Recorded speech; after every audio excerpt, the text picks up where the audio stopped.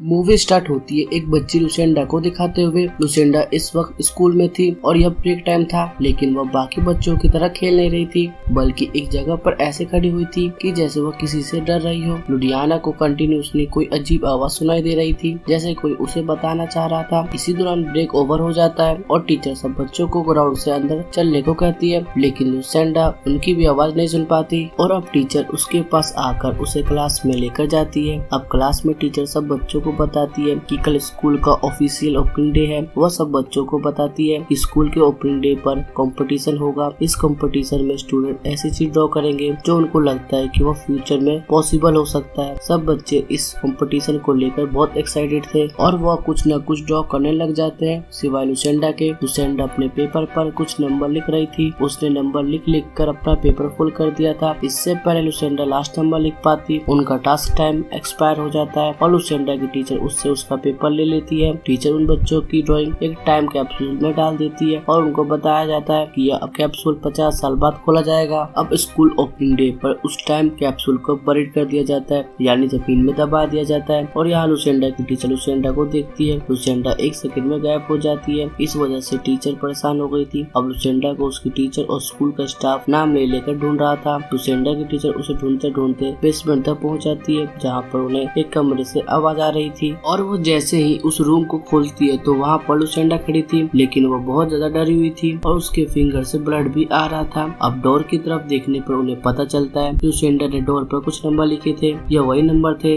जो उसके इर्द गिर्द सुनाई दे रहे थे और जिन आखिरी नंबर को पेपर पर नहीं लिख पाई थी। लुसेंडा अपने इर्द गिर्द विस्परिंग होने से घबरा गई थी और वो अपनी टीचर को कहती है कि प्लीज आवाज को बंद करे। मूवी में अब 50 साल गुजर जाते हैं और हमें एक साइंटिस्ट को दिखाया जाता है जो कि अपने वाइफ के मरने के बाद डिप्रेशन में चला गया है। यहाँ उस साइंटिस्ट का एक बेटा भी दिखाया जाता है जिसका नाम क्लिव है और वह बच्चा भी अपने मॉम के चले जाने के बाद बहुत सी चीजों को सफर कर रहा था। नेक्स्ट डे क्लिव के स्कूल के 50वीं एनिवर्सरी थी और लेसी के अकॉर्डिंग अब उन्हें 50 साल पहले जमीन में दबाया हुआ टाइम कैप्सूल बाहर निकालना था और इस काम के लिए स्कूल की प्रिंसिपल टेलर को बुलाती है जो कि लुसेंडा की टीचर थी। अब सब बच्चों को उस टाइम कैप्सूल में से लेटर दे दिया जाता है जिसमें क्लिव को भी लेटर मिलता है, लेकिन क्लिव के पास जो लेटर था वो सारे बच्चों की तरह ड्राइंग नहीं थी, बल्कि उसके लेटर में तो नंबर थे क्योंकि उसके पास लुसेंडा का लेटर आया था। और क्लिव के उस नंबर के पढ़ते ही उसके भी इर्द गिर्द वैसे ही विस्परिंग स्टार्ट हो जाती है जो लुसेंडा को सुनाई देती थी। उसे लगता है कि यह आवाज काफी दूर से आ रही है और जब वो दोबारा उन आवाजों पर गौर करता है तो वो आवाजें आना बंद हो जाती है। घर आने पर साइंटिस्ट जॉन और उसका बेटा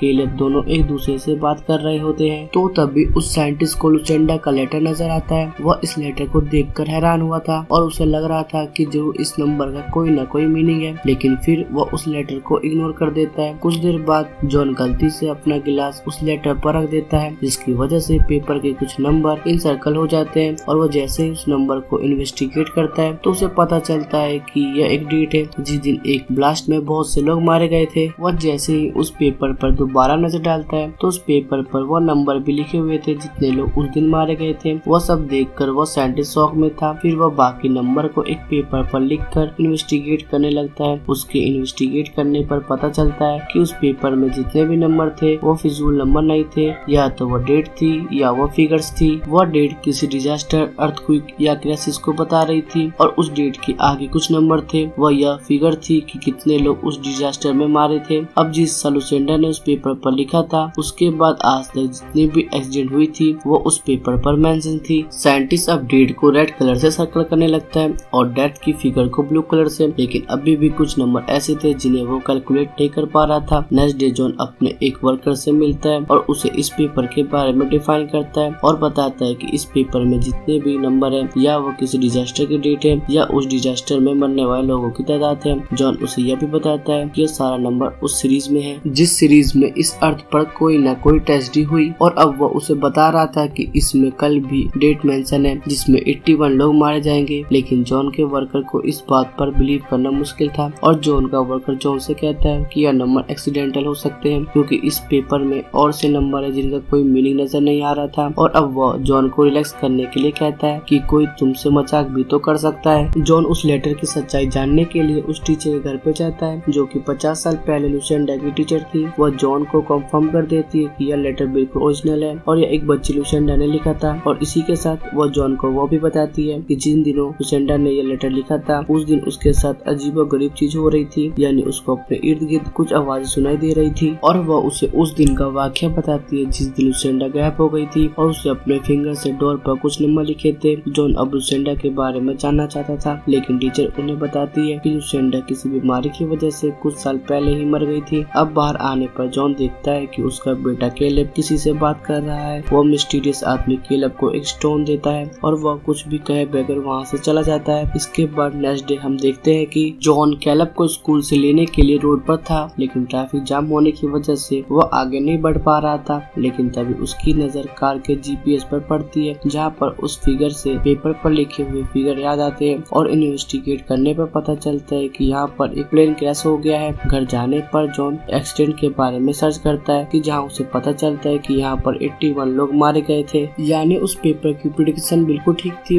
केलेब के रूम में हम उसी मिस्टीरियस आदमी को देखते हैं जिसने केलेब को एक ब्लैक स्टोन दिया था। वह केलेब को विंडो के बाहर फ्यूचर का एक सीन दिखाता है। यहाँ सब कुछ जल रहा है और सब लोग अपनी जान बचाने के लिए भाग रहे हैं। केलेब उसे देखकर शाउट करता है और जॉन जल्दी से अपने बेटे के पास पहुँचता है, लेकिन तब तक आदमी रूम से चला गया था। जॉन को वो आदमी विंडो के बाहर नजर आता है। वो जैसे ही उस आदमी को पकड़ने के लिए जाता है तो वो आदमी वहाँ से भी गायब हो जाता है। अब नेक्स्ट डे जॉन किसी न किसी तरह लुसेंडा के बारे में इंफॉर्मेशन लेते हुए उसकी बेटी तक पहुँचता है। उस लड़की का नाम डियाना था। यहाँ जॉन उसके मदर यानी लुसेंडा के लेटर के बारे में बताता है जिसकी प्रेडिक्शन सच हो रही थी, और साथ ही साथ वो यह भी बताता है कि आज से 3 दिन बाद भी एक एक्सीडेंट होगा जिसमें 33 लोग मारे जाएंगे। और जब जॉन उससे कह रहा था कि मुझे तुम्हारी मदद की जरूरत है उन सब लोगों को बचाने के लिए, लेकिन यहाँ पर डियाना को उसकी बात बकवास लग रही थी और इसीलिए वो अपनी बेटी के साथ वहाँ से चली जाती है। घर जाने पर जॉन एक न्यूज सुनता है जिसमें नेक्स्ट डे टेररिस्ट अटैक के बारे में बता रहे थे। जॉन उस पेपर के नंबर को सॉल्व करते हुए GPS कोड बनाता है और पुलिस को इन्फॉर्म करता है कि सबवे स्टेशन पर एक हमला होने वाला है। और जॉन पुलिस वालों के साथ सबवे स्टेशन पर जाता है और उन्हें वहाँ पर एक आदमी मिलता है जो कि उन्हें लग रहा था वह टेररिस्ट है, लेकिन असल में वो एक छोटा मोटा चोर था। अब इसी दौरान वह नोटिस करता है कि एक दूसरी ट्रेन ने अपना ट्रैक चेंज कर लिया है और ट्रैक से मूव होने की वजह से वह ट्रेन एक दूसरी ट्रेन से जाकर टकरा जाती है। लोगों में हलचल मच जाती है और लोग ट्रेन से बाहर निकलना शुरू कर देते हैं। और यहाँ इस ट्रेन एक्सीडेंट में भी बहुत से लोग मारे गए थे, जिससे प्रूव हो गया था कि लुसेंडा की वो प्रेडिक्शन भी बिल्कुल ठीक है। पर यहाँ सर्वाइवल में जॉन भी था। जॉन अब जैसे ही अपने घर जाता है तो उसे वहाँ पर लुसेंडा की बेटी मिलती है। वह उसे बताती है कि जो इस पेपर के अंदर जो लास्ट फिगर है वो आज से कुछ दिन बाद की है। और डियाना बताती है कि लुसेंडा अक्सर कहा करती थी इस डेट को मैं मर जाऊंगी। और अब वो जॉन को यह भी बताती है कि वो अपनी माँ को इसलिए पसंद नहीं करती थी कि वो हमेशा लोगों की मरने की डेट जान जाती थी। अब डियाना जॉन को उस घर में ले जाती है जहाँ लुसेंडा हर वक्त वहाँ जाया करती थी जब वह सबसे चुप मचाती थी कि यानी वो सबसे अलग रहना चाहती थी। यहाँ पर वो लोग पेपर के लास्ट वर्ड को देखते हैं जहाँ पर 2 बार उल्टा EE लिखा हुआ था और उन्हें लगता था कि यह लुसेंडा के सरनेम है। अब वो जल्दी से उस घर में जाकर इन्वेस्टिगेट करने लगते हैं तो उनको पता चलता है कि वो EE एवरीवन का सिंबल था कि यानी इस डेट को हर कोई मर जाएगा। और साथ में जॉन वहाँ पर वह स्टोन देखता है जो एक मिस्टीरियस आदमी केलेब को भी देकर गया था। अब यहाँ बाहर कार के अंदर केलेब और उसके साथ डियाना की बेटी भी थी। और अब यहाँ पर वही मिस्टीरियस लोग आते हैं जो पहले भी केलेब को दिखे थे। वो लोग बच्चे से कह रहे थे कि हमारे पास आ जाओ, और उनकी विस्पिंग वैसी थी जिस तरह लुसेंडा को सुनाई देती थी और जिस तरह केलेब को भी मूवी के स्टार्ट में सुनाई दे रही थी। यहाँ केलेब उनके पास नहीं जाता और वो अपनी समझदारी करते हुए कार का हॉर्न बजाने लगता है, जिससे डियाना और जॉन को पता चल जाता है कि बाहर कुछ गड़बड़ है और वो लोग भी बाहर आ जाते हैं। लेकिन उस टाइम तक वो मिस्टीरियस लोग वहाँ से चले गए थे। लेकिन जॉन दूर से उनमें से एक आदमी को देख लेता है और उसके पीछे जाकर उससे पूछता है कि तुम क्या चाहते हो। और तब वो आदमी वो अपना मुंह खोलता है तो उसके मुंह से बहुत सारी तेज रोशनी निकलती है और जैसे ही वो रोशनी बंद होती है तो वो आदमी गायब हो जाता है। इसके बाद सब लोग जॉन के घर पे चले जाते हैं जहाँ पर डियाना बहुत दुखी थी क्योंकि उसे भी यकीन था कि लुसेंडा की प्रेडिक्शन बिल्कुल ठीक होती है। और अब उसके प्रेडिक्शन के अकॉर्डिंग एक दिन बाद हर कोई मर जाएगा और यह रात उन सब की आखिरी रात है। कुछ देर बाद लुसेंडा की ग्रैंड डॉटर एक ड्राइंग बनाती है जिस ड्राइंग से जॉन को अंदाजा होता है कि नेक्स्ट डे जो डिजास्टर आएगा वो सूरज की तरफ से आएगा। और अब वो फौरन अपने ऑफिस जाता है और सोलर रेडिएशन को देखता है जिसकी रेडिएशन बहुत ही एबनॉर्मल लेवल में थी, जिससे रिजल्ट में सूरज से ऐसी रेडिएशन निकलने वाली थी जिससे वह पूरे सोलर सिस्टम को तबाह कर देगी। जॉन जॉन घर आने पर देखता है कि केलेब भी वैसे ही लेटर लिख रहा था जिस तरह लुसेंडा लिखा करती थी। तो यहाँ केलेब को याद आता है कि टीचर ने बताया था कि लुसेंडा ने कुछ लेटर एक डोर पर भी लिखे थे। वो जल्दी से स्कूल जाता है और उस डोर को लेकर अपने घर आता है, लेकिन उसके घर आने से पहले डियाना अपनी बेटी और केलेब को लेकर वहाँ से चली जाती है एक केव में छुपने के लिए, ताकि सन डिजास्टर से वो लोग बच सके। जॉन उस डोर से जो नंबर पढ़ता है उनको कैलकुलेट करने से पता चलता है कि इस दुनिया में ऐसी भी जगह है जहाँ जाकर वो लोग इस डिजास्टर से बच सकते हैं। लेकिन घर आने पर डियाना के साथ कोई भी नहीं मिलता और अब वो उनका पीछा करने के लिए जाता है। यहाँ हम डियाना को एक गैस स्टेशन पर देखते हैं और यहाँ न्यूज में बताया जा रहा था कि इस दुनिया में एक बहुत बड़ी मुसीबत आने वाली है और हर किसी को अंडरग्राउंड शेल्टर की जरूरत है। यहाँ डियाना जॉन को कॉल करती है और उसे बताती है कि वह कहाँ है और जॉन उसे बताता है कि हमारे पास सिर्फ एक ही जगह है जहाँ जाकर हम इससे बच सकते हैं। वो लुसेंडा का वह घर है जहाँ पर वह हमेशा छुपने के लिए जाया करती थी। वह अभी फोन पर बात ही कर रही थी। कुछ लोग उसकी कार को चुरा लेते हैं और उसमें उसके बच्चे भी थे। अब लुसेंडा भी जल्दी से एक कार चुराती है और अपने कार का पीछा करने लगती है, लेकिन तेजी में उसके कार का एक्सीडेंट हो जाता है और वह अपने मदर लुसेंडा की प्रेडिक्शन के अकॉर्डिंग डियाना भी उसी टाइम पर मर गई थी। जॉन किसी न किसी तरह लुसेंडा की उस घर में पहुंच जाता है जहाँ उसे हर जगह ब्लैक स्टोन नजर आ रहे थे और इसमें से केलेब के पास भी था